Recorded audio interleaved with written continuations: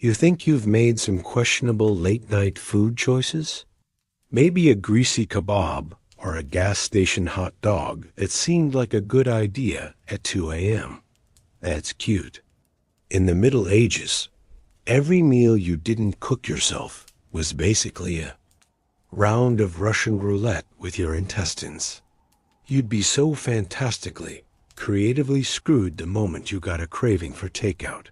All right, pull up a chair. This time, we're diving into the world of medieval fast food. The popular image is probably of a bustling, charming marketplace. Maybe a friendly baker pulling out a steaming loaf of bread, or a vendor selling crisp apples. A rustic, wholesome experience. But beneath that romanticized veneer is a greasy, fly-covered, and frankly, hazardous reality. We're talking about mystery meat pies that could stare back at you, ale that was safer than water, but would still make you question your life choices, and a general approach to food safety that makes a modern food truck look like a surgical cleanroom. A moment to like and subscribe, but only if you enjoy systematically dismantling any romantic notions you ever had about the past. Comment below with a medieval job you think you'd be assigned and how long you'd last before getting fired. Or, exiled. I'm curious about your doomed career paths. Now, let's go grab a bite. What could possibly go wrong? First, you need to understand the medieval city. Forget the charming, sanitized versions you see in movies. A real medieval city was an assault on the senses, a chaotic symphony of life and filth crammed inside a stone wall. The streets were narrow, muddy trenches overflowing with animal droppings, human waste tossed from windows, and the runoff from tanneries and butcher shops. The air was thick with the smoke of countless wood and coal fires, the stench of unwashed bodies, and the ever-present odor of decay. It was a total dumpster fire of public health, and this is the glorious environment where fast food was born. You see, the very concept of a personal kitchen was a luxury. If you were a laborer, a craftsman, or a journeyman living in a crowded, rented room, you didn't have an oven. You probably didn't even have a fireplace you could safely use for cooking. Your living space was for sleeping and avoiding the rain. That's it. So when your workday was done, you had two choices.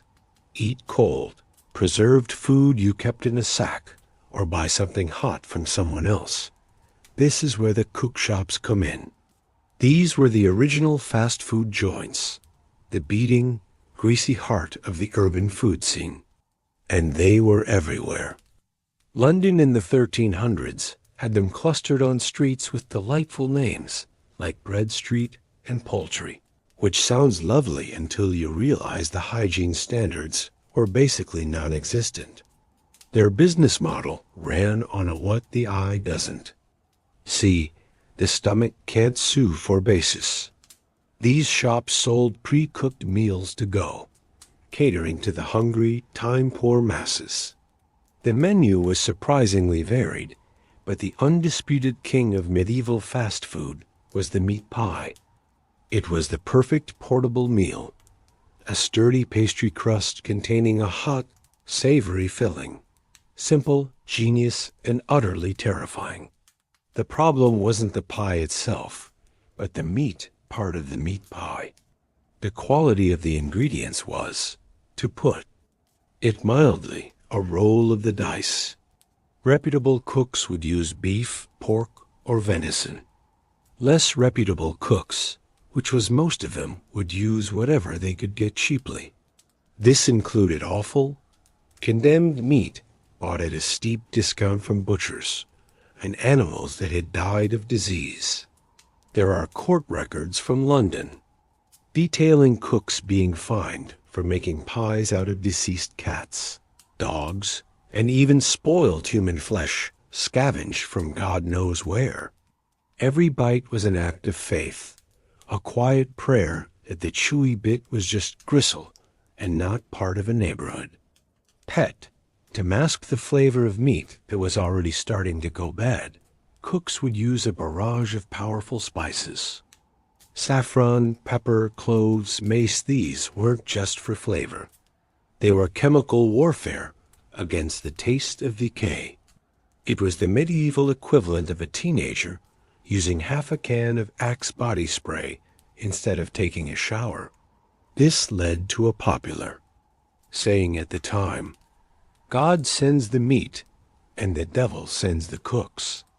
Because if the meat didn't kill you, the cook's attempt to disguise it just might. The pies themselves were often baked in large, communal ovens, and the pastry, known as a cuffing, was originally not even meant to be eaten. It was a thick, hard, inedible shell designed purely to be a container for the filling, like a medieval Tupperware box you could cook in. People would buy the pie, break open the crust, eat the filling with a spoon or their fingers, and then just throw the pastry away for the dogs or the truly desperate. Of course, some people ate the pastry anyway, because when you're hungry, a rock-hard, grease-soaked flour container starts to look pretty appealing. And it wasn't just pies. You could buy roasted birds on a spit geese, capons, larks. Sounds delicious, right? But again, you had to trust that the bird hadn't been sitting out for 3 days, attracting every fly in a 5-mile radius before being reheated for your dining pleasure. Refrigeration was a fantasy. The only cold chain they had was the one shackling prisoners in the local dungeon. Food was cooked and either sold immediately or left to sit at room temperature, which in a smoky, crowded cookshop was the perfect breeding ground for bacteria.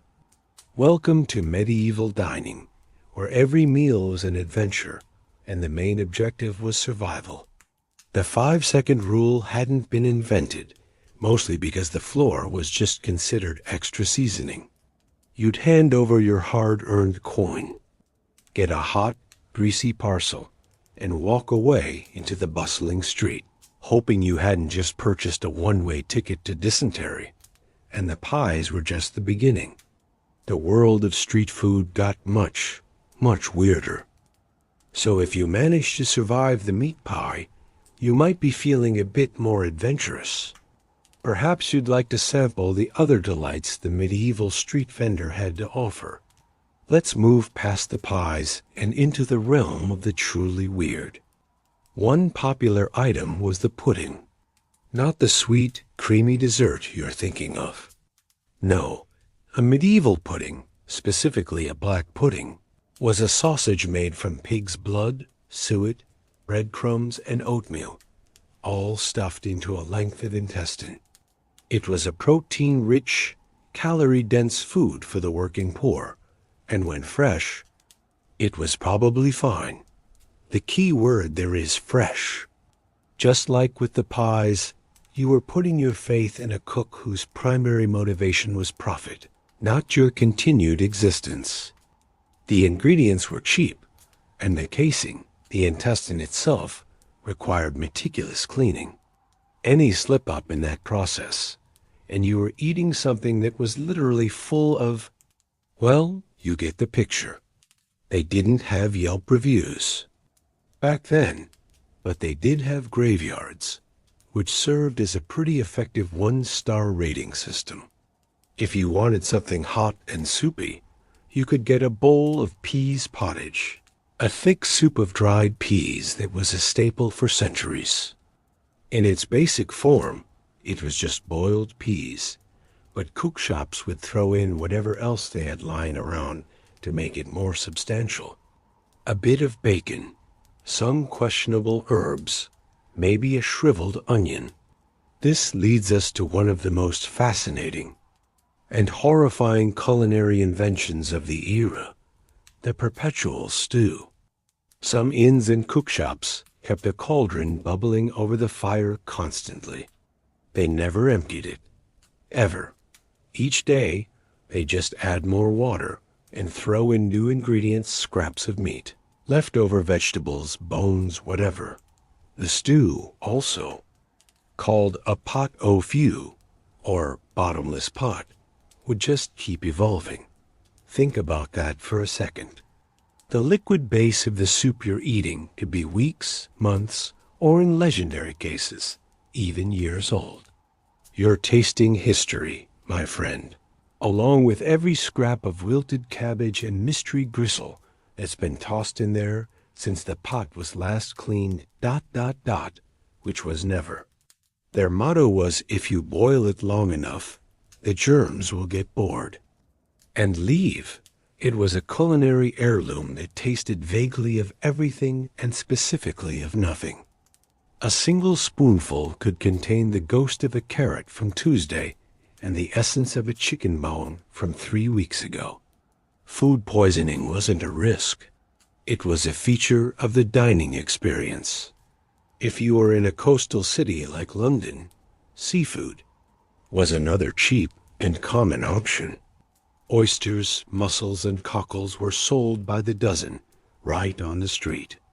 They were so cheap, they were considered poor man's food. A vendor would shuck them for you right there, and you'd slurp them down, on the spot. Sounds almost idyllic, until you remember what the rivers were like. The Thames was an open sewer, the dumping ground for the entire city. These oysters were bottom feeders in some of the most polluted water imaginable. That street oyster might be an aphrodisiac, or it might just introduce you to every god you've ever heard of, personally. And then there were the eels. Eels were huge in medieval England. They were fatty, slimy, and abundant in the marshy rivers. You could buy them smoked, stewed, or most famously jellied. They'd be chopped up, boiled in a seasoned stock, and then allowed to cool. The natural gelatin from the eels would set the whole thing into a wobbly, savory jelly. Jellied eels were the original British love it or hate it food, and a slippery, unpredictable choice from a street cart. To wash all this down, you wouldn't be drinking water. That was a high-risk beverage, basically a liquid gamble with cholera and typhoid. The smart money was on alcohol. Not strong spirits, but a weak, low-alcohol beer known as small beer. It was brewed to be hydrating and caloric, and everyone drank it, including children. It was safer than water because the brewing process, the boiling specifically, killed off most of the nasty pathogens. A flagon of ale from a cookshop or tavern was the standard accompaniment to your mystery pie. Of course, the quality of that. Ale was just as unregulated as the food, ranging from decent to something that tasted like it was brewed in a rusty bucket. And if you weren't careful, you could end up with something much stronger, getting drunk, and becoming an easy target for the city's cutpurses and thieves. So there you are, standing in a muddy London street, a belly full of questionable pie, and grimy oysters washed down with watery ale. You've successfully eaten. Now you just have to get through the next 24 hours without a violent intestinal rebellion. The real adventure was just beginning. So you've got this entire ecosystem of questionable food being sold on every corner. Who were the masterminds behind these culinary crimes? Who were the people actually serving up these plates of gastrointestinal doom? Let's talk about the medieval cook. In the social hierarchy of the time, cooks were viewed with a deep and abiding suspicion. They were considered dirty, dishonest, and masters of illusion, capable of turning a diseased old animal into something that looked and smelled, for a little while at least, like a passable meal. This wasn't just class snobbery. It was an earned reputation. The great poet Chaucer, in the Canterbury Tales, gives us a perfect snapshot of the stereotype. He describes the group's cook, Hodge of Ware, as a master of his craft, able to roast, boil, and fry with the best of them. But then Chaucer drops the bombshell. But what a pity, so it seemed to me, that he should have an ulcer on his knee. For blancmange, he made it with the best. Blancmange was a thick white pudding made of chicken, milk, almonds, and sugar. It was pale and creamy, just like the pus from an ulcerated sore. With that one line, Chaucer taps into the public's greatest fear, that the cook's own filth was a secret ingredient in every dish. It's a disgustingly brilliant image, and it perfectly captures the anxiety of eating food you didn't prepare yourself. You were literally putting your life in the hands of a man who probably hadn't had a proper bath in a year and saw hand-washing as a waste of good time. To combat this terrible reputation and to control the market, cooks formed guilds. The medieval Cook's Guild was part trade union, part protection racket. On paper, their job was to guarantee quality, set fair prices, and train new apprentices. In reality, their main goal was to crush any and all competition, ensuring only their members could sell hot food. They had rules, of course. The London Cooks Guild, for example, forbade members from reheating pies more than once or selling meat that was unwholesome for man's body. This sounds great, a real commitment to public health. But enforcing these rules was a whole other story. Their quality control was basically just hoping nobody important died. When a cook was caught, however, the punishments were wonderfully theatrical and designed for maximum public humiliation. This wasn't about fines paid quietly in a courtroom. This was about justice as street performance. A baker caught selling bread that was underweight would be dragged through the streets on a wooden hurdle with a shoddy loaf tied around his neck. A cook who sold rotten meat or bad pies might be put in the stocks or a pillory, a wooden frame that held your head and hands. Then the offending food would be burned in a fire right under their nose, so they'd be forced to choke on the smoke of their own vile creations, while the townsfolk jeered and threw garbage at them. In some cases, they were even forced to eat their own spoiled food as punishment. A sort of you puke what you sell policy. These spectacles served as a potent warning to other cooks, but it's a bit like seeing a speed trap on the highway. It makes people slow down for a mile or two, but it doesn't fundamentally change the fact that everyone is trying to get away with what they can.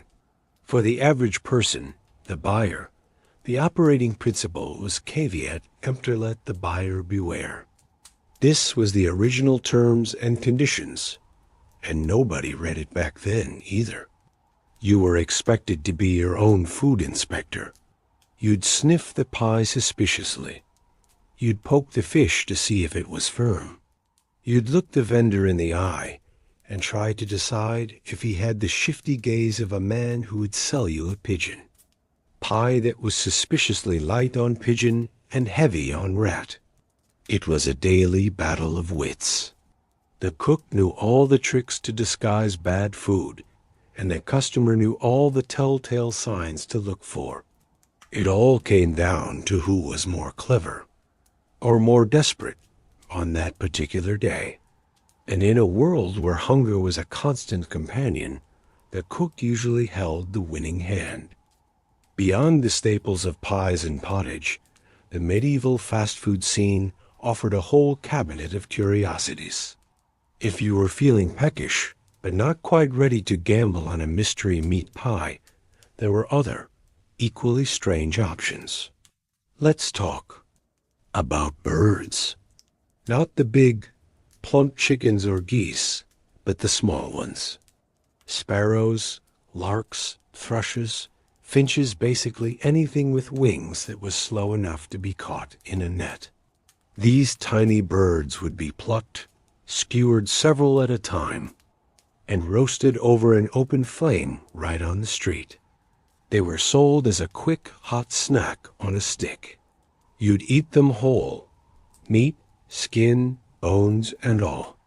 It was the medieval equivalent of popcorn chicken, except the crunch wasn't from the breading.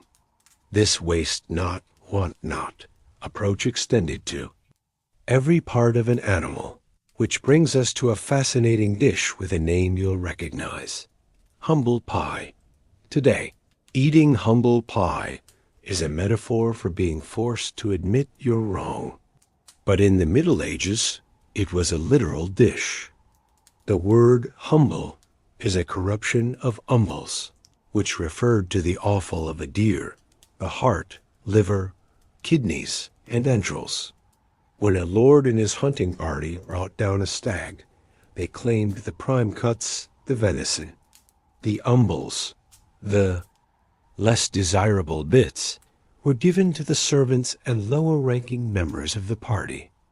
A cook would then chop up these organ meats, mix them with spices and suet, and bake them into a pie, an humble pie. So eating humble pie wasn't a metaphor. It was a lunch menu item for people who weren't invited to the main table. It was a stark, edible reminder of your place in the social order. But life wasn't all entrails and tiny bird skeletons. There was a sweeter side to medieval street food, options that were, crucially, less likely to send you to an early grave. The most beloved, and probably safest choice, was the wafer.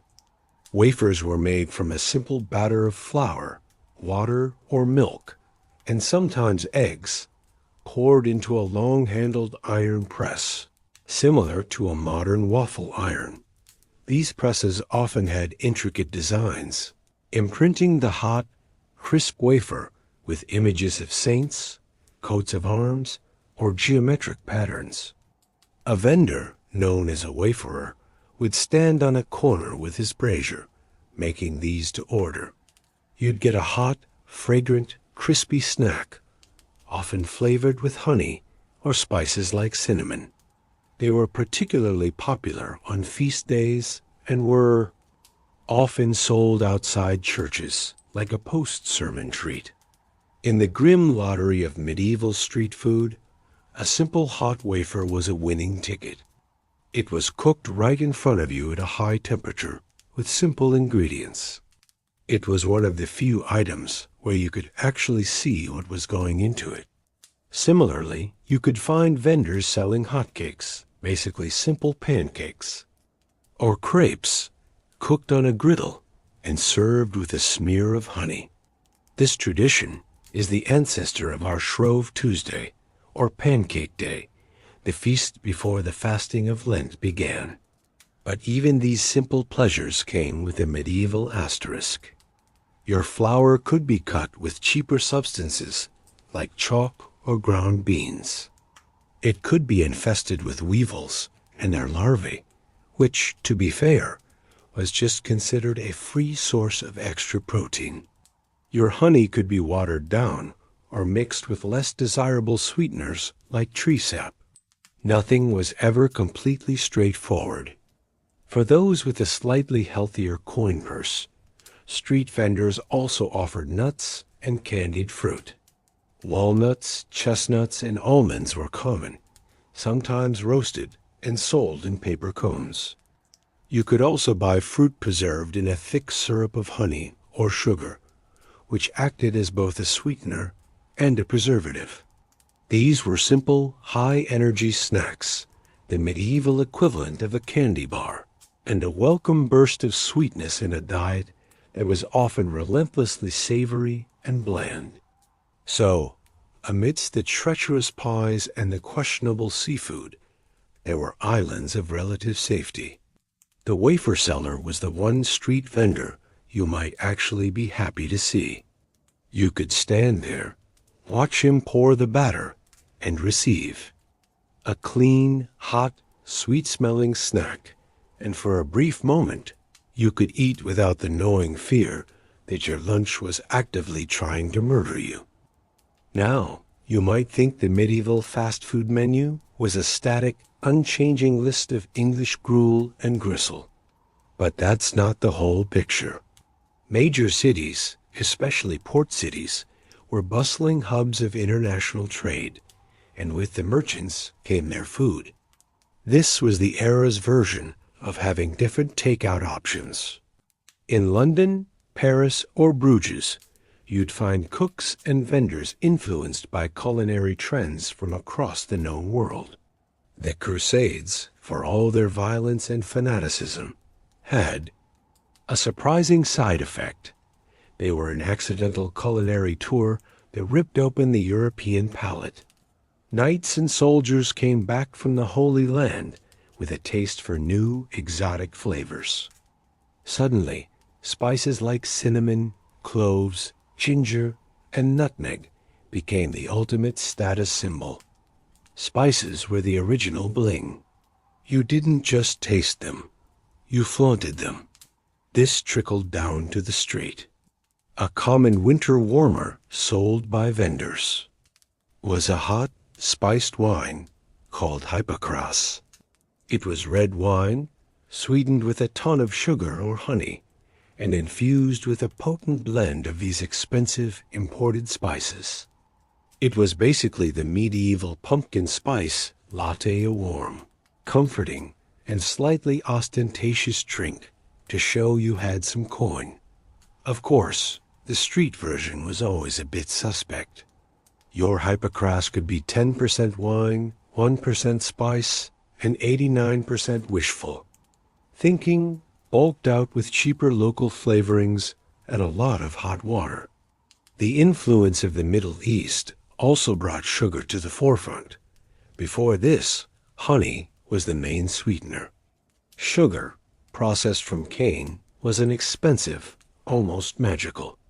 Powder. Confectioners, the ancestors of our candy makers, would create elaborate sweets called subtleties or sweetmeats. They'd mix sugar with ground almonds to create marzipan, or boil it with spices into hard candies. While the most elaborate creations were for royal banquets, simpler versions like pain ragoon, a sticky, heavily gingered bread, were sold as street-side treats. It was a potent, fiery, and expensive snack. The Italians, particularly the Lombards, who were Europe's bankers, also brought their tastes north. While you weren't getting a big bowl of spaghetti bolognese from a cart, pasta did exist.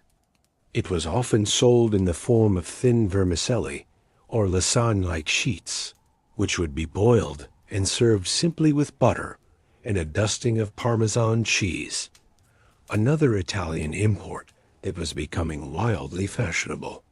A cook shop might offer a cheap version of this, a simple, starchy plate of boiled dough, as a novelty to compete with the endless pies and stews. But with all these expensive new ingredients flooding the market, the opportunity for fraud exploded. This was the golden age of food adulteration. Buying ground pepper from a street vendor was like buying a designer watch from a guy in an alley. The chances of it being genuine were slim to none. Unscrupulous dealers would cut precious spices with anything they could find: dust, nutshells, breadcrumbs, even dried lentils. Saffron, worth more than its weight in gold, would be mixed with the petals of marigolds. It was a constant war between the guilds trying to maintain the purity of their product and the swindlers trying to make a quick florin. For the average person, this meant you were rarely getting the real deal. You were buying the idea of luxury. That exotic flavor in your expensive pie wasn't from a chest of spices carried along the Silk Road.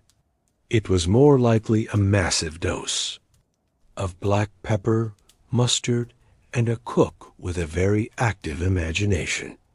They were selling the fast fashion of food, a cheap, passable imitation of the tastes that the rich were enjoying in their great halls. So when you bought your hot snack, you weren't just navigating the risks of food poisoning. You were also trying to figure out if you were being ripped off. Was this ginger actually ginger?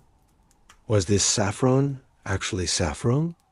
Every transaction was a small, paranoid drama, a testament to the fact that the desire for fancy food and the temptation to fake it are as old as time itself. So you've navigated the treacherous street vendors.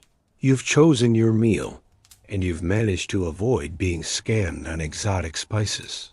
Now what? Where do you actually eat this stuff? You have to understand the modern concept of a restaurant. With private tables, a printed menu, and polite service simply did not exist. That's an invention from a much later time. Your options for sit-down dining were the cookshop itself, which was likely just a small, greasy counter, or the common room of a tavern or inn. And the tavern common room, that was an experience unto itself. It was the social hub of the medieval world, the one place where every level of society, short of the high nobility, was smashed together in one chaotic, noisy space. Imagine a room that's dark, even in the middle of the day, with small, grimy windows letting in slivers of light that get lost in the thick haze of wood smoke from the central hearth. The air is heavy with the smell of stale ale, roasting meat, damp wool, and unwashed humanity. The floor isn't wood or stone. It's covered in rushes, a type of dried grass meant to soak up spills and dropped food. In theory, they were replaced periodically. In practice, they were a living archaeological record of every meal, spilled drink, and dog dropping from the past 6 months. Privacy was a luxury nobody could afford. There were no private tables. You sat at long, rough-hewn trestle, tables on hard wooden benches, squeezed shoulder to shoulder with whoever else was there. Your personal space was whatever you could defend with your elbows. You could be a merchant trying to close a deal, sitting next to a group of off-duty soldiers gambling with dice, who are sitting across from a pilgrim on his way to a holy shrine, who is next to a local farmer drowning his sorrows. The tavern common room was the internet comments section of the Middle Ages, loud, often anonymous, and always one misunderstood joke away from a total meltdown. You didn't book a table. You claimed a piece of bench and hoped for the best. And your dinner came with a free floor show, which could be anything from a wandering minstrel with a lute to a full-scale brawl breaking out over a game of cards. Cut purses and thieves loved taverns, watching for heavy coin purses and drunk, easy targets. Eating your meal required a certain level of situational awareness. Table manners did exist, but they were mostly a list of suggestions on how not to be a complete animal while you ate. You would bring your own knife. It was a standard part of anyone's daily kit. Forks were seen as a bizarre, foppish Italian affectation until much later. Real men and women stabbed their food with their personal knife and ate with their hands. You wouldn't get your own plate. Instead, you might share a trencher, which was a thick, round slice of stale bread. You'd put your meat on the trencher, and its job was to soak up the grease and juices. At the end of the meal, if you were feeling generous, you'd give the soaked trencher to the dogs or the poor. If you were hungry, you'd just eat your plate. There were rules of etiquette found in manuals from the time. They advised you not to slurp your soup, not to spit on the table, not to stuff your mouth too full, and very importantly, not to dip your food back into the communal salt cellar after you'd taken a bite. The very fact that these things had to be written down tells you exactly what was happening in taverns every single night. Service was brisk and unceremonious. You'd catch the eye of the tavern keeper or a serving girl, yell your order, and eventually, a plate of whatever the house was cooking would be unceremoniously slapped down in front of you. This was the medieval fast food dining experience. A loud, dangerous, communal affair where the food was just one of many potential threats to your well-being. So you've survived the meal. You've navigated the social minefield of the tavern, protected your coin purse, and eaten your fill of something that might have been chicken. You stumble back to your small, cold room, and now the real adventure begins, the waiting game. The post-meal experience was a period of quiet, internal dread, where you'd listen to the rumblings of your own stomach and pray that the cook was having an honest day. Every gurgle, every cramp was a potential signal that the gamble hadn't paid off. If you were lucky, you'd just feel a bit heavy and fall asleep. If you were unlucky, your body would begin to wage a violent war against your dinner. When things went wrong, they went spectacularly wrong, and your options for dealing with what we now call a severe case of food poisoning were both terrifying and useless. You see, medieval medicine was based on the theory of the four humors. The idea was that the body contained four principal fluids: blood, phlegm, yellow bile, and black bile. A healthy person had these humors in perfect balance. Sickness was caused by an imbalance, too much of one, not enough of another. Food itself was categorized by its humoral properties. A lemon was cold and dry, while wine was hot and wet. Food poisoning, therefore, was diagnosed as a catastrophic humoral imbalance, likely caused by consuming something with corrupt or putrid qualities. So you call for a physician or a barber surgeon, and he arrives with a grave look on his face. He doesn't have antibiotics. He has a chart of the zodiac and a set of terrifyingly sharp tools. His diagnosis? You have an excess of corrupt bile or bad blood that must be removed immediately. The cure was often far worse than the disease. The first line of attack was purging.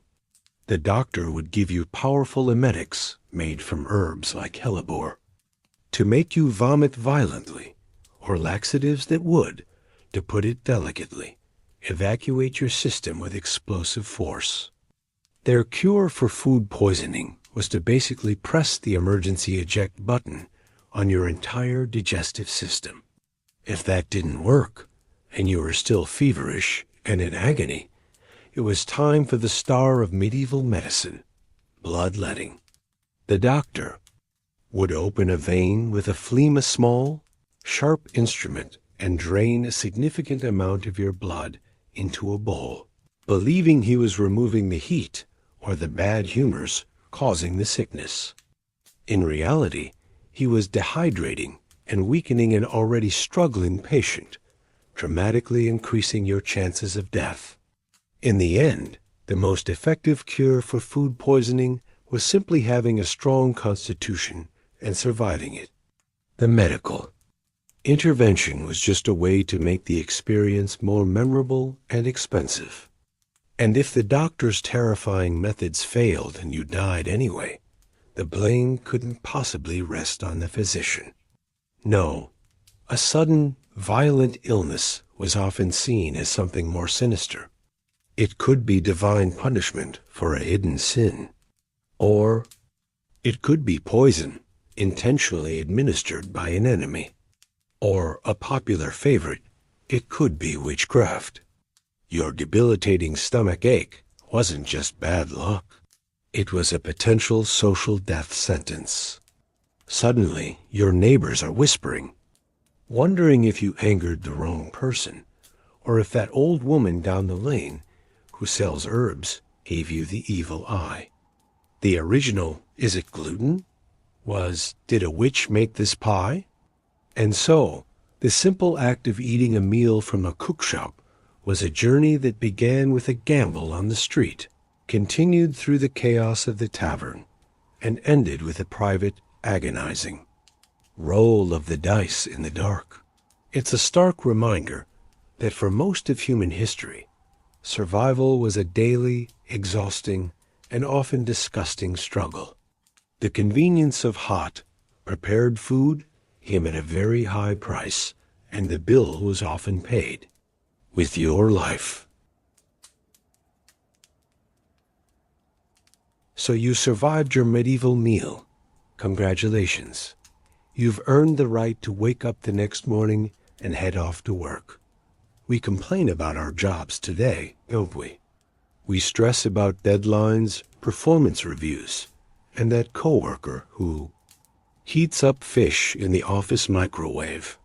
It all seems so terrible. But I want you to take a moment and appreciate the fact that your job, whatever it is, probably doesn't carry a significant daily risk of you literally drowning in human filth.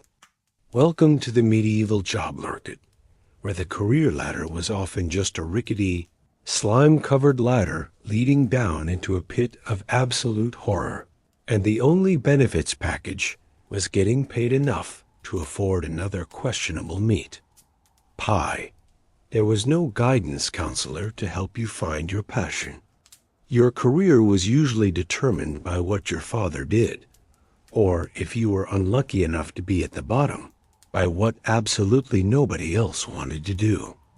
And that brings us to our first profession, a job so vile, so essential, and so unbelievably foul, that the men who did it were some of the best paid laborers of their time. Meet the gong farmer.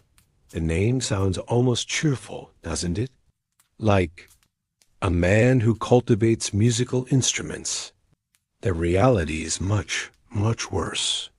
Gong was a medieval term for the stuff that comes out of you. It was a catch-all word for human excrement. And a gong farmer's field of work was the cesspit. In a time before plumbing and sewage systems, human waste from latrines and privies collected in large pits, usually in the backyard or basement of a building. When that pit got full, and it always got full, someone had to empty it. That someone was the gong farmer. This wasn't a job for the faint of heart. It was a job for someone who had lost all sense of smell and possibly the will to live. Work was done exclusively at night, usually between 9 p.m. and 5 a.m., which is why they were also called nightmen. This was by law. The city authorities decided, in a rare moment of civic planning, that the process was so unbelievably pungent that it could only be done under the cover of darkness, when most good, decent citizens were safely in their beds, with their windows shut tight. The gong farmer and his team would show up with a cart, shovels, and buckets. Their job was to climb down into the cesspit of dark, airless hole filled with years of accumulated human waste, and manually dig it out, bucket by slimy bucket. They would fill up their cart and haul the toxic sludge to a designated dump site outside the city walls. Every single part of this job was dangerous. The most immediate threat was the fumes. The decomposing waste produced what they called bad air, a cocktail of methane and other toxic gases that could literally knock a man unconscious. If you passed out in a cesspit, you weren't waking up. You'd suffocate and drown in the very filth you were meant to clear. The pit itself could have unstable walls, leading to cave-ins. It was dark, slippery, and you were working by the dim, flickering light of a lantern that was itself a fire hazard in a methane-filled hole. Forget a 401k. Their retirement plan was don't fall in. Because of these horrific conditions, Gong farmers were paid remarkably well. They could earn more in a few nights than a regular laborer might make in a month. But that money came at a steep social cost. They were essential, but they were outcasts. They were legally required to live in certain areas, away from everyone else, simply because the stench of their profession clung to them like a second skin. They were the original hazardous waste disposal technicians, but their hazmat suit was just whatever rags they happened to be wearing. It was a job that existed in the shadows, a profession built on the most repellent, yet most universal, of human products. He was literally getting paid to deal with everyone else's crap, a lonely, smelly, and surprisingly lucrative climb to the absolute bottom of the social ladder. So the life of a Gong farmer was a short and smelly one. But let's say you wanted a job that was a bit more medical, a career in the healing arts. You might think that sounds like a step up. You'd be wrong, because to supply the doctors with their most essential tool, someone had to do a job that was, in its own way, just as revolting and dangerous as clearing out a cesspit. Meet the leech collector. Today, we see leeches as slimy, disgusting swamp creatures. But for centuries, they were a cornerstone of medicine. Thanks to the theory of the four humors, doctors believed that most illnesses were caused by an excess of blood, a plethora that needed to be removed. Bloodletting was the answer for everything from a fever to a headache, and leeches were the preferred tool for the job. They were nature's little vampires, capable of a neat, tidy, and controlled blood extraction. But before a doctor could apply a leech to a feverish nobleman, someone had to go out and get that leech. And they didn't have leech farms. They had leech collectors. The job description was simple. Must be willing to be bait. The primary method for gathering medicinal leeches was to use your own body. Typically, this job fell to the poorest of the poor, often old women who had no other way to earn a single penny. A leech collector would wade into the murky, stagnant waters of a marsh or a bog, hike up their rags to expose their bare legs, and simply stand there, waiting. The leeches, attracted by the warmth and the scent of a living creature, would attach themselves to the collector's skin and begin to feed. After a while, the collector would wade back to shore, legs now covered in bloated, wriggling worms, and carefully pluck them off one by one, placing them in a jar or a pail. It was the gig economy of medieval medicine. No salary, no benefits. And your own body was the company equipment. The hazards were, frankly, astronomical. First, there was the blood loss. A single leech isn't a problem, but a leech collector would do this for hours, day after day. The constant, steady draining of blood would lead to chronic anemia, making them weak, dizzy, and prone to fainting. Fainting face down in a bog while your legs are covered in leeches is not a recommended way to end your workday. Then there was the far greater risk: infection. These weren't clean, sparkling ponds.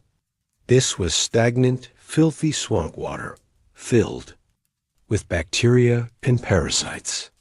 Every leech bite was an open wound, an invitation for infection. A collector's legs were often a scarred, ulcerated mess of poorly healed bites. A small cut could easily turn into a raging infection, which could lead to gangrene, which could lead to amputation, or a slow, agonizing death from sepsis. It was a truly symbiotic relationship. If you ignore the fact that one party is being slowly drained, poisoned, and infected, the pay for this horrifying work was, as you can imagine, pitiful. You'd get a few coins for a jar full of leeches, just enough to buy some bread and maybe a sip of watered-down ale. It was a profession born of pure desperation, undertaken by people with absolutely no other choice. They were farming leeches, and the farm was their own circulatory system. While the gong farmer battled the overwhelming stench of human waste in the dark, the leech collector stood in the broad daylight, silently fighting a battle against the constant suck of hungry worms and the inevitable infection that was creeping into their bloodstream. It was another one of those essential cogs in the medieval machine, completely ignored and despised by the very society that depended on it. You had to have a special kind of courage, or a complete lack of options, to choose a life where your daily bread was earned by offering up your own blood. If the life of a gong farmer was physically foul, and the leech collector's was a slow, septic decline, our next job operates in a different realm of horror entirely. This isn't about filth or disease, but about a kind of spiritual contamination that would make you an outcast for life. This is the story of a profession so strange and so bleak that it exists on the very edge of history and folklore. Meet the Sin Eater. This was a career choice that guaranteed you'd never be invited to dinner, because your job revolved around a horrifying version of one. Imagine a loved one has just died. They passed suddenly, without a priest present to hear their final confession and give them their last rites. In the deeply religious and superstitious world of the Middle Ages, this was a catastrophe. It meant their soul was trapped, weighed down by every unconfessed sin, unable to enter heaven. The family would be frantic with grief and terror. The church offered no solution. But folk tradition, the quiet, persistent beliefs of the common people, had an answer. You would hire a sin eater. This was a person, usually a desperately poor and marginalized man living in isolation on the edge of the village, who would perform a terrifying and vital ritual. The family would place a crust of bread on the chest of the deceased, and next to it, a bowl of ale. Then the sin eater would be summoned. He would enter the house of mourning, a hunched, silent figure that nobody dared to touch or look at directly.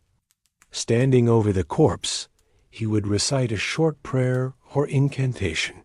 Then he would pick up the bread and eat it. He would drink the ale.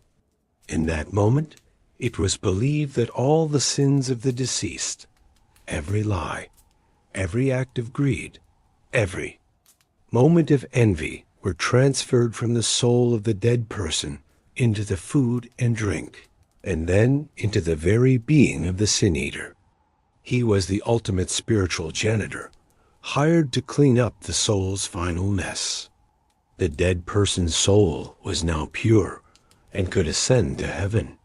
The sin eater, having been paid a pittance, a few meager coins for his service, would then take on the spiritual burden of the dead. He was a walking, talking spiritual landfill, carrying the accumulated weight of every dark thought and misdeed of his clients. Now you have to understand, this was not an official part of Christianity. The church condemned sin-eating as heresy, a blasphemous folk magic that usurped the power of priests and God. But in the small, isolated villages of rural Europe, old traditions died hard, and the fear of a loved one's damnation was far more immediate than a bishop's decree. The terrible irony of this sin-eater's existence was that he performed what his community saw as an act of holy salvation, but he himself was treated as something subhuman. He was utterly reviled. People believed he was a vessel of pure sin, a man so corrupted that his very presence could bring bad luck or blight the crops. Children would run from him. Adults would cross the street to avoid his shadow. He was a ghost among the living, a necessary monster summoned only in the darkest hours of grief. His life was one of profound loneliness, a man who took on the sins of others only to be condemned for it. He was the scapegoat you paid to attend a funeral, absorbing damnation for a few pennies. It was a profession that took the concept of you are what you eat to the most terrifyingly literal conclusion imaginable. A living testament to the desperate measures people would take to find peace for the dead, even if it meant creating a pariah among the living. Leaving the lonely, haunted world of the sin-eater behind, let's wade back into the muck of medieval industry. We've seen how the city dealt with its waste, and how the sick were treated, but what about the clothes on your back? The production of textiles, particularly wool, was the backbone of the medieval economy. It was the equivalent of the tech industry today. But if you think your stylish woolen cloak or sturdy tunic came from a clean, charming workshop, you are, as usual, hilariously mistaken. The process involved a stage so foul, it makes you wonder how anyone ever wore wool again. Say hello to your new career as a fuller. A fuller's job was one of the most vital steps in making cloth. When wool is first woven, it's a greasy, rough, and loose fabric full of lanolin and dirt. It's not pleasant to touch and not very weather resistant. To turn this raw material into the thick, soft, and durable felt-like cloth needed for clothing, it had to be fulled. This meant it needed to be cleaned, degreased, and pounded relentlessly to mesh the fibers together. And the method for doing this was where things got disgusting. The earliest technique was walking the cloth. Fullers would place the large sheets of woven wool into a shallow vat, and then they would pour in the cleaning solution. Then the fullers, usually young, strong men, would get into the vat and spend the next 8 hours of their lives stomping on the cloth with their bare feet. They would walk in place, rhythmically pounding and kneading the fabric, literally walking it clean. It was the job of a human washing machine. But it's the cleaning solution that's the kicker. It wasn't soap. It was a potent, all-natural, and completely free degreasing agent. Stale human urine. Yes, you heard that right. Urine, when it ferments, produces ammonia, a powerful and effective cleanser. People didn't flush this valuable resource away.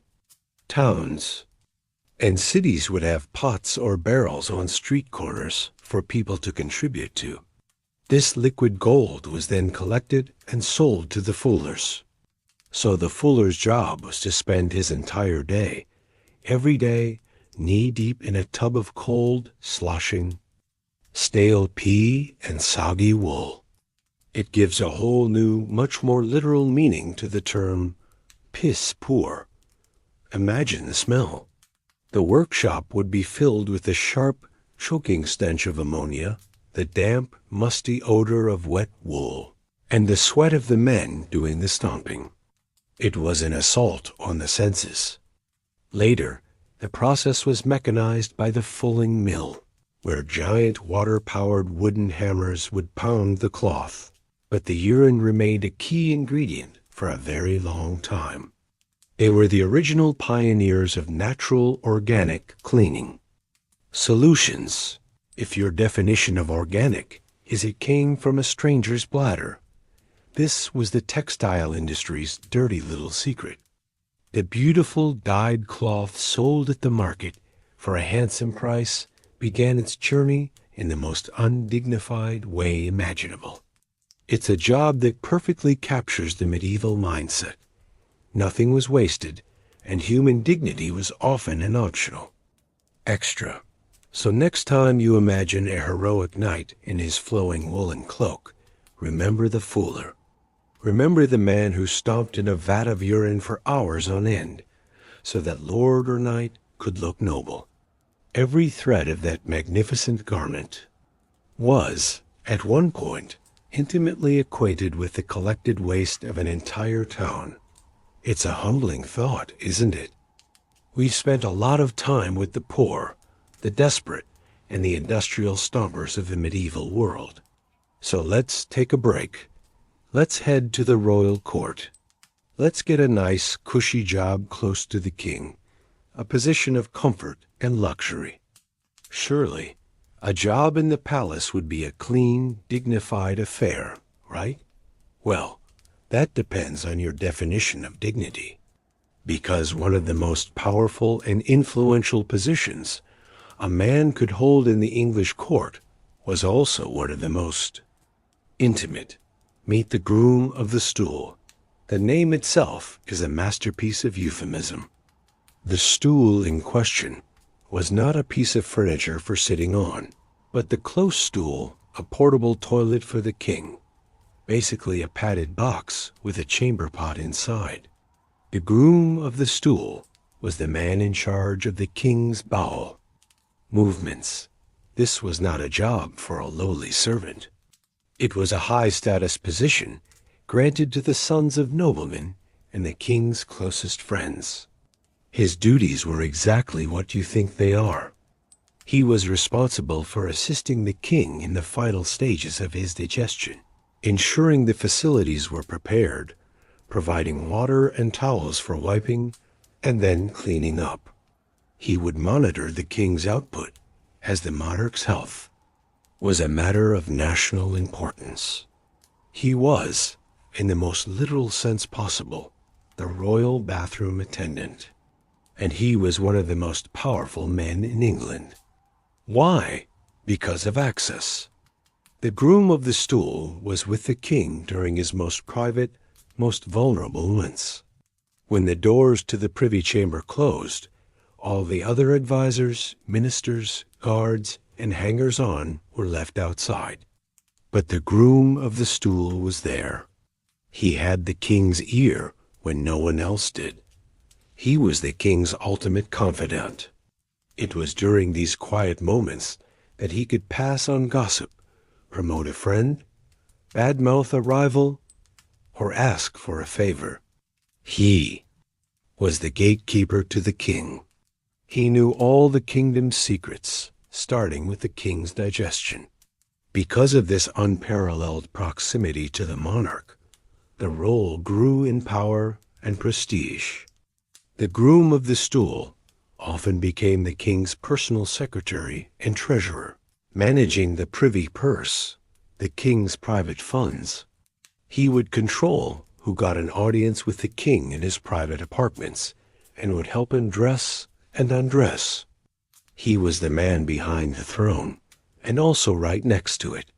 Ambitious courtiers schemed and fought for the appointment.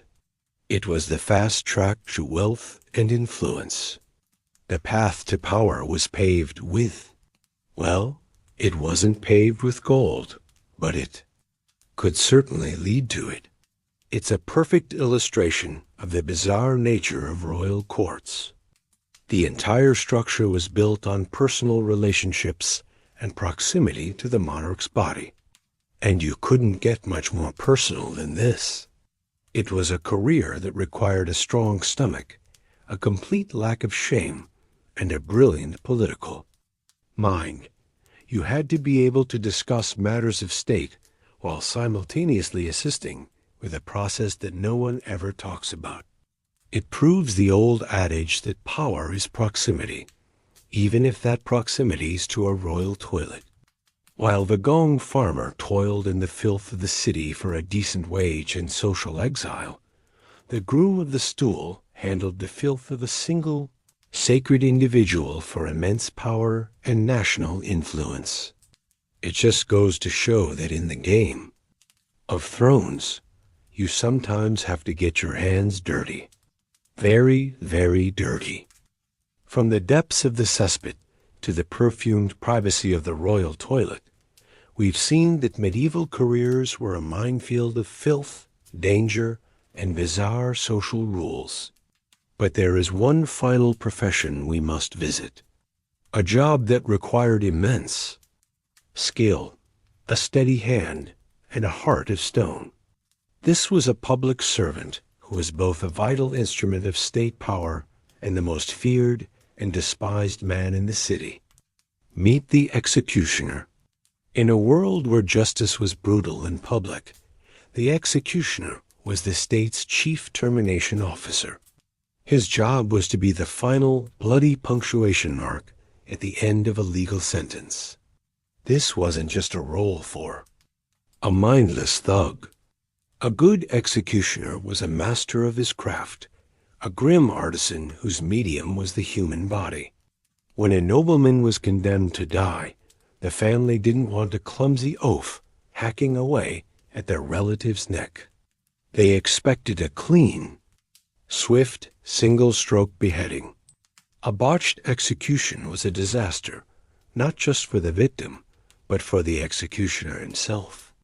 It could infuriate the crowd, turning their morbid fascination into a violent riot. So, he had to be a student of anatomy. He needed to know precisely where to strike with his axe, or, for the higher nobility, his heavy two-handed sword. He had to understand the mechanics of a hanging, how to tie the knot just right to ensure a quick death rather than a slow, agonizing strangulation. He was, in the darkest way possible, a surgeon of the state. And like so many of the other specialists we've met, the executioner lived a life of paradox. He was essential. He was the living embodiment of the king's justice, the man who maintained order through terror. But he was also a pariah.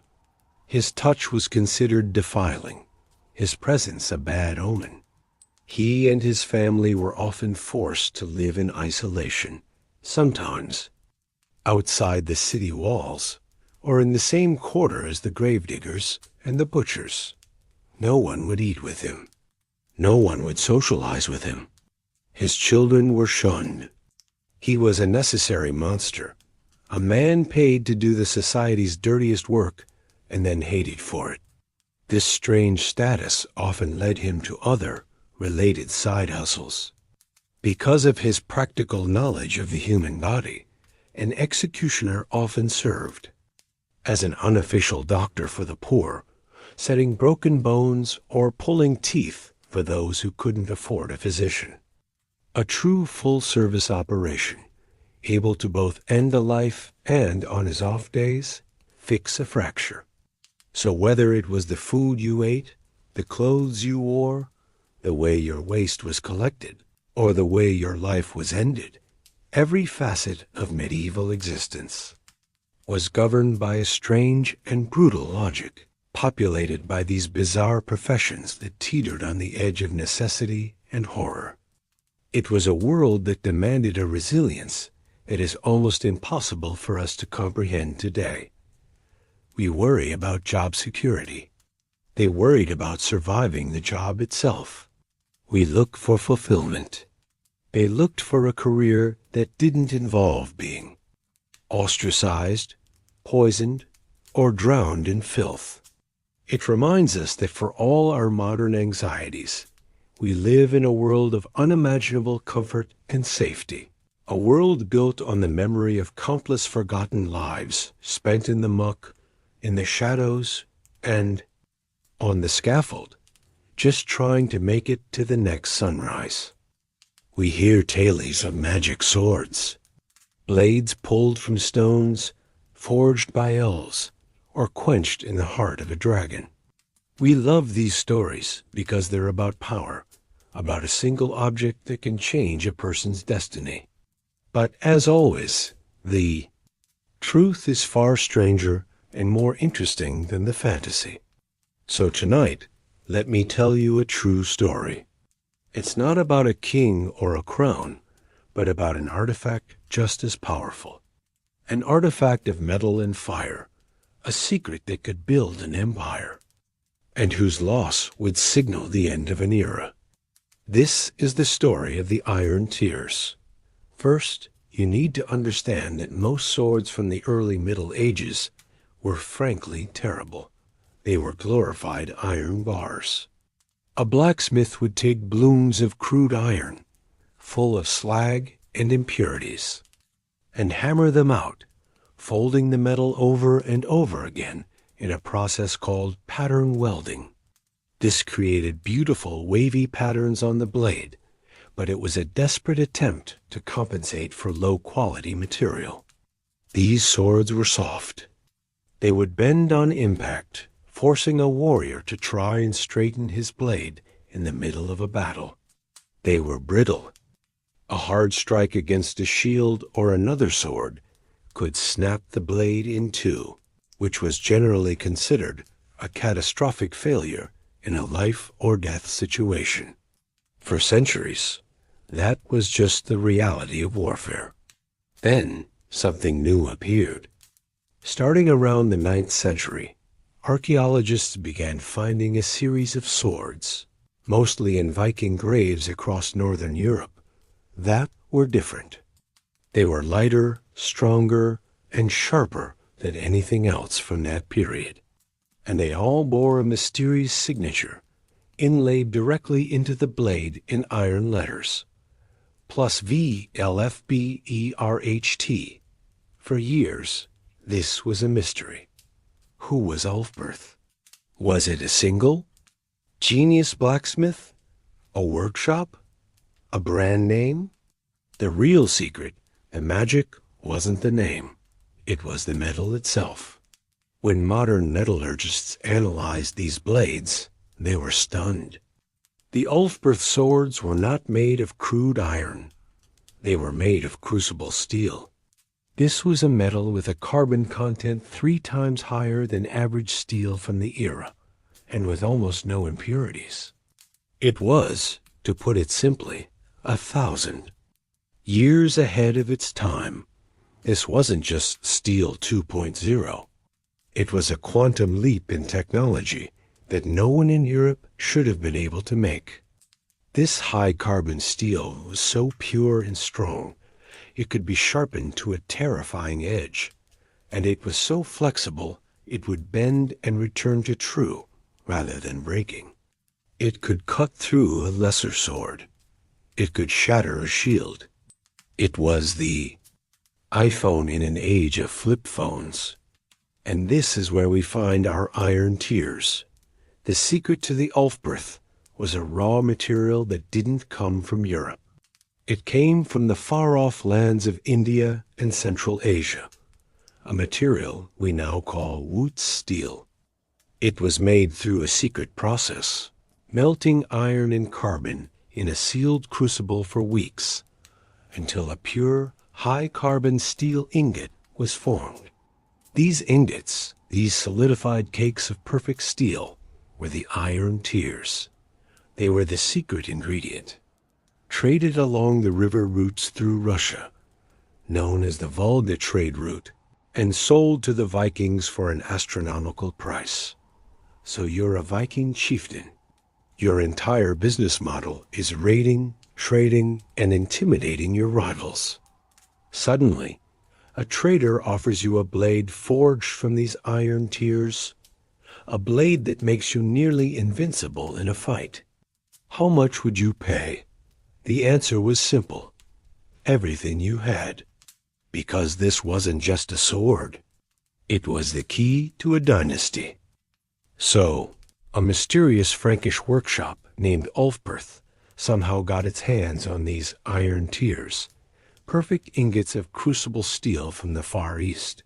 In isolation, a superior sword is just a museum piece. But in the violent, chaotic world of the 9th and 10th centuries, it was a catalyst. It was a super weapon introduced into a world armed with sticks and stones. And the people who recognized its value, the ones who would pay any price to possess it, were the Vikings. You have to understand, a Viking chieftain's power was a fragile thing. It was built on a reputation for success. He had to attract the best warriors to his side, and to do that, he had to reward them with silver, land, and glory. The only way to get that wealth was through successful raiding and trading. It was a brutal, self-perpetuating business model. Now, drop the Ulfberth blade into this equation. This wasn't just a better sword. It was a key that unlocked a new level of power. It was a force multiplier. Owning an Ulfberth was the ultimate status symbol. It was the medieval equivalent of owning a private jet. It told everyone, without a word being spoken, that you were a successful, wealthy leader with access to the most exotic and expensive trade routes in the world. A chieftain who carried an Ulfberth and who could afford to arm his most loyal. House Carlswith I was a man whose reputation preceded him. Ambitious young warriors would flock to his banner, eager for a chance to serve a leader who so clearly had the gods on his side. It was a self-fulfilling prophecy written in steel. On the battlefield, it was sheer terror. Imagine being an Anglo-Saxon farmer, called to defend your land. You're standing in a shield wall, armed with a soft iron spear and maybe a crude axe. You see a Viking chieftain leap from his longship, holding a blade that seems to glow with an inner light. In the chaos of battle, you watch as that sword cuts through an iron helmet like it's made of leather. You see it shatter your neighbor's sword, the one his father passed down to him. The psychological impact would be devastating. It was like showing up to a knife fight with a lightsaber. This technological edge meant more successful raids. More loot, more silver, more land. The rich chieftains who owned Ulfberth swords became richer. The powerful became more powerful. They could build dynasties that lasted for generations, all built on a foundation of fear and superior carbon content. The artifact didn't just raise a single family. It helped raise an entire culture to dominance. Ulfberth swords have been found from Ireland to deep within Russia. They were carried by the Varangian Guard, the elite mercenaries who protected the Byzantine Emperor in Constantinople. They were wielded by the Norsemen, who carved out kingdoms for themselves in England and France. But the secret of the iron, Tyrs, was not easily tamed. The crucible steel was so hard, so different from the soft iron European smiths were used to, that forging it was an immense challenge. It required higher furnace temperatures and a master's touch to shape without cracking. This difficulty is why the blades remained rare, and why the plus VLFBE RHT signature was so important. It wasn't just a brand. It was a certification. It was proof that the smith who made this blade knew the dark, secret art of taming the iron Tyrs. The sound of an Ulfberth sword on a battlefield was the sound of a new world order being forged. So the legend of the Ulfberth blade grows. It becomes the must-have artifact for any Viking with aspirations of greatness. But the story gets even stranger when you look closely at the signature itself. The name, plus VLFBRH plus T, is not Norse. It's Frankish, from the heart of the Carolingian Empire, the realm of Charlemagne's descendants, and one of the Vikings' favorite targets for raiding. This is a delicious historical irony. The Vikings, the so-called barbarians at the gates, were systematically terrorizing Europe using a superior weapon that was being manufactured deep within the territory of their enemies. This wasn't a product. of some mythical dwarven forge in the mountains of Norway. It was a protected industrial secret, likely from a specific workshop, or perhaps even a monastery in the Rhine River Valley. The small crosses flanking the name might even suggest a connection to the powerful bishops of the church, who were also major landowners and powers in their own right. But whenever a luxury product with a famous brand name becomes a symbol of ultimate status, something else inevitably appears: fakes. The Ulfberth sword was so famous, so desirable, that a thriving market for counterfeits emerged. It was the 10th century equivalent of buying a Rolex watch from a shady dealer. Archaeologists have discovered dozens of swords from the same era that bear the famous name, but with slight misspellings. You'll find blades marked plus VL FBE RHT+ without the second cross, or VLFBEHT, a jumble of the correct letters. These were the medieval knockoffs. Less skilled smiths, who had no access to the precious iron tears from the East, were trying to cash in on the hype. They would take their standard, low-quality pattern-welded iron, forge it into the shape of an Ulfberth, and then do their best to copy the famous signature, hoping their customers were either illiterate or just desperate enough for the status that they wouldn't look too closely.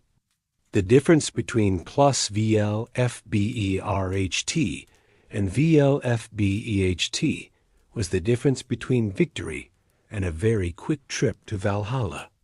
Imagine it. A Viking warrior saves for years, sells his share of loot, and finally buys what he thinks is the Blade of Legends. He stands in the shield wall, confident, holding his prized possession.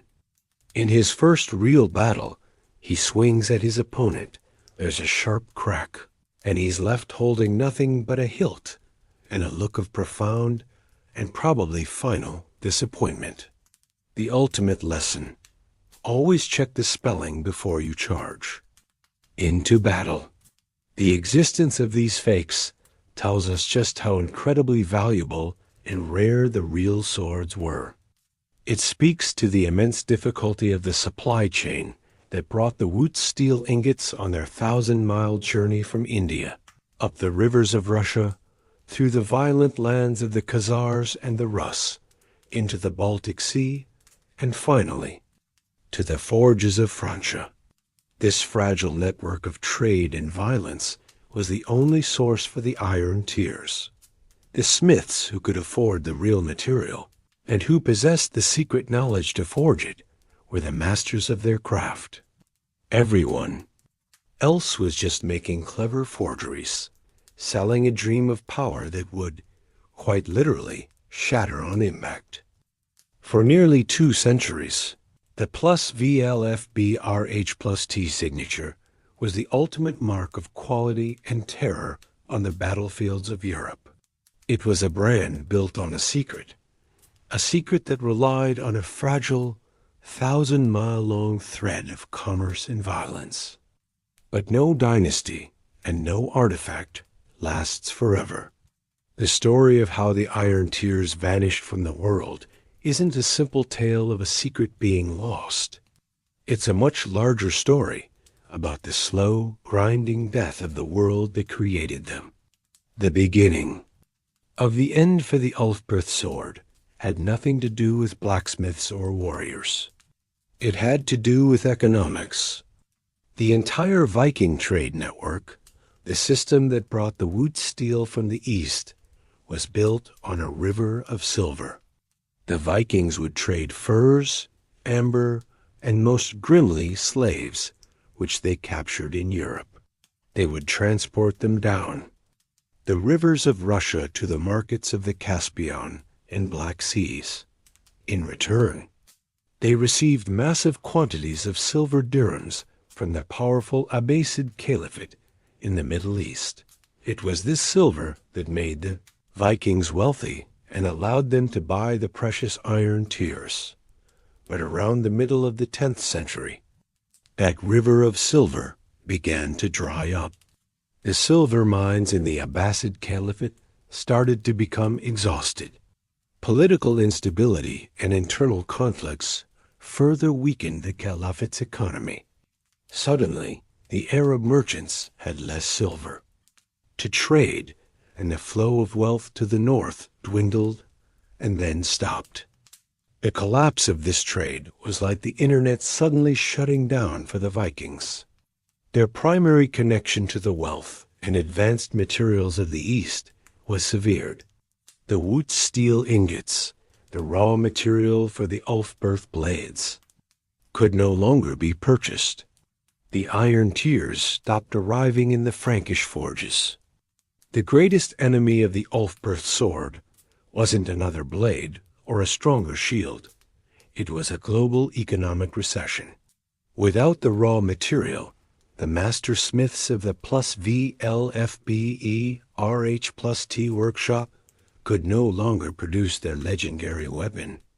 The secret of how to forge the blade wasn't necessarily forgotten overnight, but the key ingredient was gone from the pantry. The production of genuine Ulfberth swords slowed to a trickle in the late 10th century and ceased almost entirely by the 11th century. The counterfeiters, of course, continued for a while, stamping the famous name on their junk iron, creating a market flooded with low-quality imitations that only served to dilute the memory of the real thing. At the same time, blacksmithing in Europe was slowly starting to evolve in a different direction. The introduction of water-powered trip hammers and early blast furnaces meant that local smiths could produce larger quantities of mediocre but serviceable steel. The age of the single, priceless, high-tech superweapon was ending, replaced by an age of mass-produced, decent enough arms for growing armies. The unique technological niche that the Ulfberth had occupied was closing. The sword became a victim of its own success and the changing world around it. The real swords, passed down from father to son, were used until they broke or were lost in battle. They were buried with their final owners in pagan graves, a treasure for the afterlife. The secret of the iron tears didn't vanish in a flash of magic. It died a slow death in the dusty ledgers of international trade and the exhausted silver mines of a distant empire. The Age of Vikings, an era defined by bold expansion and powered by this incredible artifact, was also coming to an end, and the fading of the Ulfberth from the world was a quiet, metallic sigh that signaled the closing of a chapter. An artifact is born in fire and secrecy. It empowers its owner, changes the course of battles, and becomes a legend. But what happens next? What happens when the makers are long dead, the trade routes have turned to dust, and the world that created? The artifact has moved on. The object itself remains. It ceases to be a simple tool and transforms into something far more powerful. A relic. This was the fate of the last true Ulfberth swords. They became characters in the grand, bloody drama of the North, spectral witnesses to the rise and fall of the very dynasties they helped create. Imagine a scene in the late 11th century. A grizzled Viking jarl, his face a roadmap of old scars, sits by a fire in his long hall. He calls his son, a young man not yet old enough to have a beard, but with the weight of expectation in his eyes. The Jarl doesn't give him a lecture on leadership or a lesson in navigating a longship. Instead, he retrieves a long, leather-wrapped bundle from a heavy iron-bound chest. He unwraps it with a reverence usually reserved for the holiest of objects.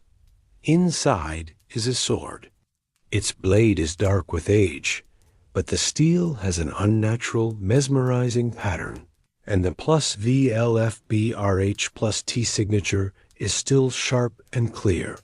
This blade, the Jarl might say, his voice a low rumble, is older than this hall. It is older than our family's claim to this land. My grandfather carried it when he sailed with a great heathen army into England. He took it from a Frankish champion whose shield it split in two. My father carried it when he served the emperor in Miklagard, and its edge tasted the blood of Pecneg horsemen on the steppes. It is not merely steel. It is our history. It is the soul of our line. Every victory we have ever known is owed to the strength of this iron. The day you are no longer worthy of it is the day our dynasty ends. This is how the artifact began its second life, not as a product to be bought, but as a legacy to be earned. The story of the Iron Tears was forgotten. No one knew of crucible steel or the Volga trade route. The sword's impossible quality was no longer seen as a marvel of science and industry, but as proof of ancient magic. It was a sword forged by dwarfs in the heart of the earth, or quenched in the blood of a dragon. This slow transformation of history into myth is how humanity processes a technology it no longer understands. And nowhere was this more apparent than in the sagas, the epic poems the Norsemen told during the long, dark winter nights. The magical blades that litter these stories' swords with names, personalities, and incredible powers are almost certainly the literary ghosts of the Ulfberth. Think of the sword Graham, the legendary blade of Sigurd the Volsung. In the sagas, it is famously used to slice clean through an anvil without dulling its edge. This sounds like pure fantasy, a storyteller's exaggeration. But is it? Imagine a poet, a skald, trying to describe the unbelievable sight of a real Ulfberth blade cleaving through a riveted iron helmet, an act that would shatter any normal sword. How do you convey that power in words? You create a metaphor. You say, it was so sharp, so strong, it could cut through an anvil. The myth is born not from a lie, but from a desperate attempt to explain a technological truth that seemed like magic.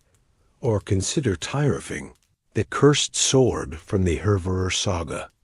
It was a blade of immense power, but it could not be drawn from. It scabbard without taking a life, and it would ultimately bring about the ruin of its owners. This reflects the dark duality of the Ulfberth. It was an object that brought immense success, but that success came through unparalleled violence. The sword granted the power to build a dynasty, but it was a power that demanded a constant tribute of blood. A family whose fortune was founded on such a weapon lived under its shadow, their fate forever tied to the sharp edge of the very thing that made them great. The artifact raises you up, but it also traps you in a cycle of violence that can ultimately lead to your ruin. The sagas understood this truth. Great power is always a double-edged sword, both literally and figuratively.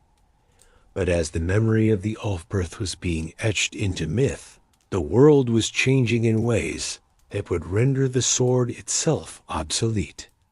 The era of the Viking, the individual warrior raider, whose personal prowess and superior weapon could determine the fate of a battle, was coming to a close. Warfare was evolving. The late medieval period saw the rise of new kinds of armies and new kinds of armor. Knights were now encased head to toe in increasingly sophisticated plate armor, a solid wall of steel that was much harder to defeat with. A cutting sword. Battles were becoming less about heroic duels and more about the brutal, disciplined clash of large formations. A wall of Swiss pikemen, a volley of English longbows, or a charge of heavily armored French knights. These were the new forces shaping the battlefield. An Ulfberth sword, for all its legendary sharpness, could not cut through an entire platoon of spearmen. The individual champion was being replaced by the disciplined unit. The artifact, the ultimate tool for a specific kind of warfare, was slowly becoming a relic of a bygone age. Its strategic importance faded, even as its legendary status grew. And so, the last of the true Ulfberth swords, these ancient and revered heirlooms, met their final fates. Some were broken in the last battles of the Viking Age, their fragments scattered in the mud of England or Ireland. Some were lost, dropped into rivers during a frantic retreat, or captured by enemies who didn't understand their true value. But many met a more deliberate and poignant end. They were buried. When a great chieftain who had carried an Ulfberth died, his family faced a choice. Do they keep the sword, a symbol of a past glory that perhaps could not be replicated? Or do they commit it to the earth, allowing the great man to take his soul weapon with him into the afterlife? In many cases, they chose the latter. They would hold a grand funeral, lay the chieftain in a burial ship, and place the ancient, storied blade on his chest. They would cover it all with a mound of earth, a final, reverent act of taking the artifact out of the world of the living. It was a dynasty choosing to bury its own founding myth, an admission that the age the sword had created was well and truly over.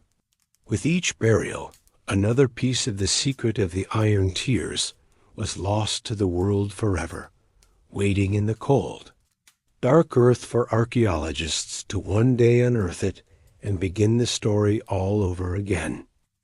The story of the Iron Tears, like all great stories, ends not with a grand finale, but with a quiet fade into mystery. The swords were buried, the trade routes collapsed, the world moved on.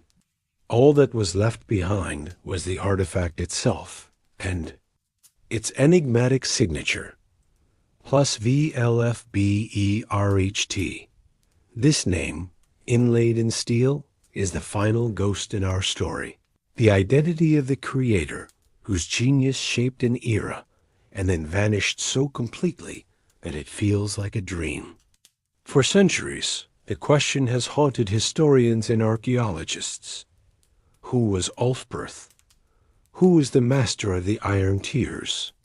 The simplest theory is that Ulfberth was a single man, a Frankish smith of such profound, once-in-a-generation genius that he alone cracked the code of crucible steel. One can imagine him as a reclusive master, a Da Vinci of the forge, whose work was so advanced it seemed like sorcery to his contemporaries. But this theory has a problem. The genuine Ulfberth swords were produced over a period of roughly 200 years. Unless this blacksmith had discovered the secret to immortality alongside the secret of perfect steel, it's impossible for one man to have created them all. A more plausible theory is that plus VLFBERHT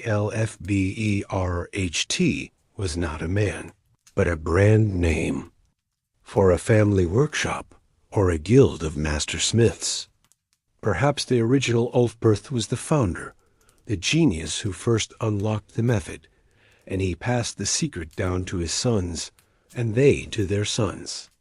One can picture a jealously guarded family tradition, a secret whispered father too, son over the roar of the forge, a sacred trust handed down through generations.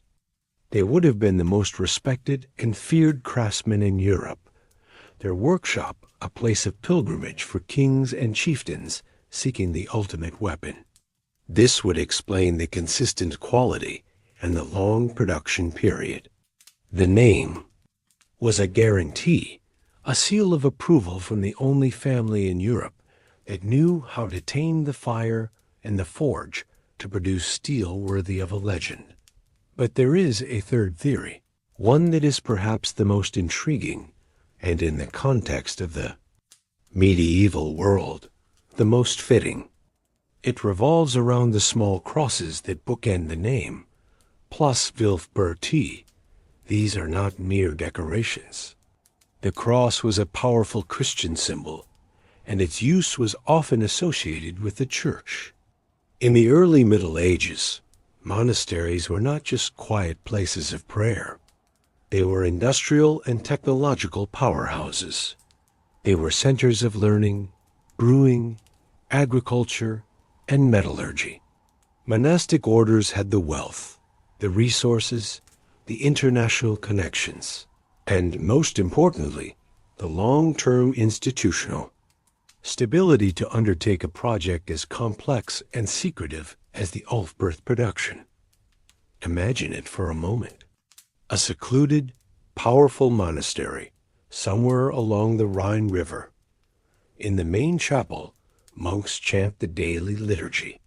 But hidden away, in a heavily guarded section of the compound, lies a different kind of sanctuary, a massive forge. Here, a select brotherhood of monks, sworn to secrecy, practice the holy art of metallurgy. They are the keepers of the secret of the iron tears. They receive the precious Wootz steel ingots through their own protected trade networks, and in the fiery heat of their sacred forge, they transform them into the deadliest weapons on earth. There is a profound and unsettling irony in this image. Pious men of God, creating perfect instruments of death to be sold to pagan invaders who would, in turn, use those very swords to raid and plunder other Christian lands, perhaps even other monasteries. Was it simply a business transaction, a way for a powerful abbey to fund its works?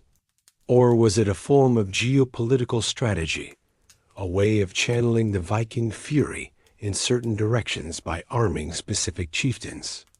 The truth is, we will likely never know. The secret of Ulfberth was kept so well that it died with its keepers, leaving behind only the blades themselves as silent witnesses. The loss of this knowledge is part of a larger pattern in history, the sad story of lost technologies. The secret of the iron tears echoes the lost art of true Damascus steel, a related craft using the same crucible steel to create blades with stunning, watery patterns, renowned for their legendary strength and sharpness. For centuries, no one could replicate it. It reminds us that history is not a straight upward line of progress. It is a messy, meandering path with peaks of incredible genius followed by valleys of forgotten knowledge. Sometimes we lose the magic, and so the saga of the Iron Tears comes to an end. It began as a raw material, a secret whispered in the markets of the East. It became an artifact of immense power, a kingmaker's tool that carved out dynasties from the chaos of the Viking Age. It lived on as a relic, a sacred heirloom that carried the weight of a family's history. And finally, it became a myth, its impossible qualities immortalized in the legends of magical swords that still fascinate us today. The ruin it brought was not a curse inherent in the blade itself, but the inevitable ruin that comes with time. The ruin of economies, the ruin of trade routes, the ruin of a specific way of war, and the ruin of dynasties that could not adapt to a world that no longer valued the things that made them great. Tonight, we have journeyed through the strange and often terrifying landscape of the past. We have tasted the fear in a medieval meat pie, a gamble where the price of losing was dysentery or worse. We have smelled the stench of the gong farmer's pit and felt the cold dread of the sin-eaters. lonely existence. We have seen how life was governed by a brutal, unflinching reality, a world of risk and hardship that is almost unimaginable to us now. And in our final tale, we have seen how that same world, for all its filth and desperation, could produce an object of such sublime, terrifying beauty as the Ulfberth sword. The past is a foreign country, but it is one we are all from. It is not the romantic realm of fairy tales. It is a place of profound struggle and incredible ingenuity, of sacred oaths and counterfeit swords, of holy men who may have forged weapons for pagans. The iron tears of the blade are a fitting metaphor for the tears of history itself forged. In the fire of immense hardship, telling a story of both ruin and resilience. As you drift off to sleep tonight, perhaps appreciate the quiet safety of your world. A world where your food is regulated. Your job is unlikely to be a death sentence. And the legendary swords are safely behind museum glass, their sharp edges and dark secrets finally at rest. And so the story ends. The swords are buried, the sagas are written, and the world that knew the iron tears is gone. For 1,000 years, the Ulfberth blades lay silent in the cold earth of Europe, their secrets locked away in a prison of rust and time. They became a footnote in history, a curiosity for antiquarians. But the past is never truly dead. It just waits. And in the 20th and 21st centuries, humanity developed a new kind of magic, a new set of tools to question the dead and make them speak. The story of the Ulfberth sword didn't end in the 11th century. It was reborn in the clean, sterile light of the modern laboratory. This is the story of that rebirth. The final chapter in the tale of the Iron Tears.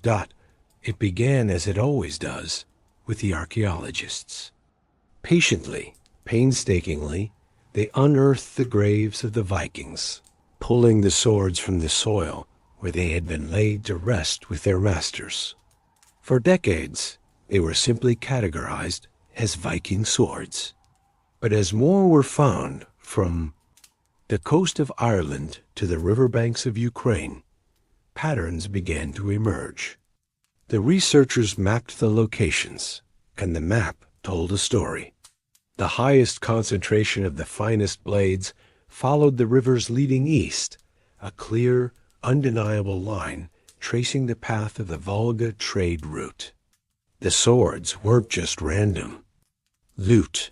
They were part of a vast, interconnected economic system. And came the question of the signature. The name plus VLF plus T was clearly not Norse. This simple fact, confirmed by linguists, turned the entire narrative on its head.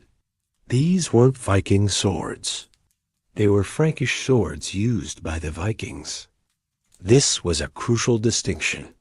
The greatest weapon of the age was an import, a piece of foreign technology that was so superior it created its own market. But the biggest revelation came when the tools of the industrial age were turned upon these artifacts of the Iron Age. Scientists placed the blades under X-rays, and the bones of the swords were laid bare. They saw that some blades, often the ones with the misspelled, counterfeit names, showed the beautiful wavy lines of pattern welding. But the true Ulfberths were different. They were a solid, homogeneous, almost disturbingly pure block of metal. To understand why, they had to go deeper. They cut a small, almost microscopic piece from a blade, mounted it in resin, and placed it under a scanning electron microscope. And there, magnified thousands of times, the ancient secret finally revealed itself. The metal was packed with a dense, uniform web of carbon. It was crucible steel. They analyzed the slag, the tiny, non-metallic impurities trapped in the blade, and found that it was remarkably free the kind of contaminants found in European bog iron. This was not local material. This was something else. This was the proof. The science confirmed what the sagas had only hinted at. The Ulfberth swords were made of a material so advanced it had no right to exist in 9th century Europe. The legend was real, but knowing what it was made of is not the same as knowing how it was made. The scientific data presented a new, even more profound mystery. How did a medieval blacksmith, working with a charcoal forge and bellows, manage to work a material that is notoriously difficult to handle even for modern smiths? How did they achieve the precise temperature control needed to forge this high-carbon steel without burning the carbon out or cracking the blade? The lab could give us the chemical composition, but it couldn't give us the human story. To find that, a new kind of archaeology was needed. Experimental archaeology. This is where the story takes its final, beautiful turn. It falls to a modern master blacksmith, a man named Rick Furr. In the 21st century, he took on the challenge. For a documentary, to see if he could walk in the footsteps of his ancient predecessor, he would try to forge an Ulfberth blade himself. First, he had to recreate the iron tiers, the crucible steel. He built a special clay furnace, based on ancient designs from India and Central Asia. He loaded it with iron and carbon-rich materials, sealed it, and heated it for days, a process of incredible patience and faith. When he finally broke open the cooled crucible, inside was a small, crystalline puck of high-carbon steel, a Wootz steel ingot. He was holding an iron tier, recreated. The next step was the forge. And here, the true genius of the Ulfberth smiths became terrifyingly clear. The crucible steel was incredibly hard. At too low a temperature, it wouldn't budge. At too high a temperature, the precious carbon would burn out, ruining the steel and turning it back into simple iron. The window for forging was terrifyingly narrow, a range of perhaps only 50 degrees. Working with only the color of the glowing metal as his guide, Furr began the agonizing process of hammering the ingot into a bar. It was a brutal, unforgiving material. But the real challenge was yet to come. A sword made entirely of this hard steel would be too brittle. The Ulfberth's design was a composite, a soft, flexible iron core with two razor-sharp crucible steel edges, forge welded onto it. Forge welding is the process of heating two pieces of metal until they are nearly molten and hammering them together so they fuse into a single piece. But welding high-carbon steel to low-carbon iron is a master-level skill. The two metals heat and cool at different rates. If you get it wrong, the weld will fail, or the precious crucible steel edge will crack and shatter. After countless hours of trial and error, after numerous failures that would have meant financial ruin for a medieval smith, Rick Furr finally succeeded. He drew from the fire a bar of iron with the legendary steel of the iron tiers fused to its edges. He hammered it out, shaped the point, quenched the blade, and put it to the grindstone. The result was a sword that was, for all intents and purposes, a true Ulfberth. It was sharp, it was flexible, it was resilient. And it had taken all the knowledge of modern science and the skill of a master craftsman to recreate what one workshop was producing consistently 1,000 years ago. The experiment was a profound success. It proved that the legends were true. It showed that the Ulfberth was not magic, but the product of a secret, handed-down knowledge of metallurgy that was nothing short of genius. It made the achievement of that anonymous Frankish workshop even more awe-inspiring. We now know the what, the where, and the how. We know they were crucible steel blades, originating from the east, forged in Francia, and sold to the Norse. But the final piece of the puzzle, the hue, remains tantalizingly out of reach. The secret of the Ulfberth workshop was kept so perfectly that its true identity has been lost to the mists of time. Perhaps it was a family of smiths who took their oath of secrecy to the grave. Or perhaps it was a brotherhood of monks whose records were lost or deliberately destroyed to protect their clandestine enterprise. We may never know, and maybe that's how it should be. The sword, born in fire and secrecy, returns to secrecy in the end. It reminds us that for every question we answer about the past, a new one emerges. It is a testament to the fact that our ancestors were not simple or primitive. They were intelligent, innovative, and capable of creating objects of such profound quality that it takes us 1,000 years, with all our technology, just to figure out how they did it. The echo of the Ulfberth Forge is a lesson in humility. It reminds us that we are part of a long, unbroken chain of human ingenuity, a story of trial and error, of secrets found and secrets lost. It is a story written not in ink, but in the enduring, silent, and beautiful language of steel.